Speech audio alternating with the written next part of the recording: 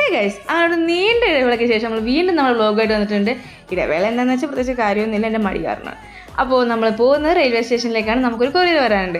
അപ്പോൾ കൊറിയർ കൊണ്ടുവരുന്ന ആൾക്ക് നമ്മളെന്തെങ്കിലും തിരിച്ചൊരു ഗിഫ്റ്റ് കൊടുക്കണമല്ലോ.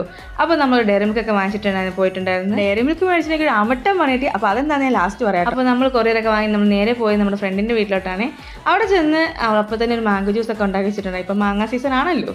അപ്പോൾ അതെല്ലാം കഴിഞ്ഞ് ഞാൻ അവിടെ നിന്ന് 2 കമ്മലൊക്കെ ഇസ്കി കഴിഞ്ഞപ്പോഴത്തേക്കുമാണ് ഞാൻ ആ കാര്യം അറിയുന്നത്. ഞാൻ ഡയറി മിൽക്ക് വാങ്ങിച്ചിട്ട് എൻ്റെ പൈസ ഞാൻ തിരിച്ച് വാങ്ങിക്കാതെയാണ് പോകുന്നത്. പക്ഷേ ഞാൻ അപ്പം തന്നെ തിരിച്ച് കയറി കോട്ടയത്ത് വരുന്നു. നല്ല ആൾക്കാരായതുകൊണ്ട് അവർ എനിക്ക് പൈസയും തിരിച്ചു തന്നിട്ടുണ്ട്. എന്തായാലും കോട്ടയം വരെ പോയല്ലേ.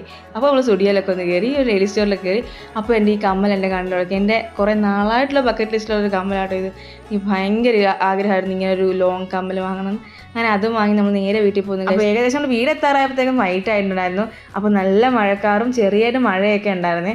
അപ്പോൾ വീട്ടിൽ കയറുന്നതിന് മുമ്പ് എന്തായാലും നല്ല മഴയൊക്കെ പെയ്ത് അടിപൊളി നല്ലൊരു വൈബായിരുന്നു കേട്ടോ. അപ്പോൾ ഇഷ്ടപ്പെട്ട ഫോളോ ചെയ്യുക, സബ്സ്ക്രൈബ് ചെയ്യുക, ഷെയർ ചെയ്യുക, ലൈക്ക് ചെയ്യുക. Bye guys.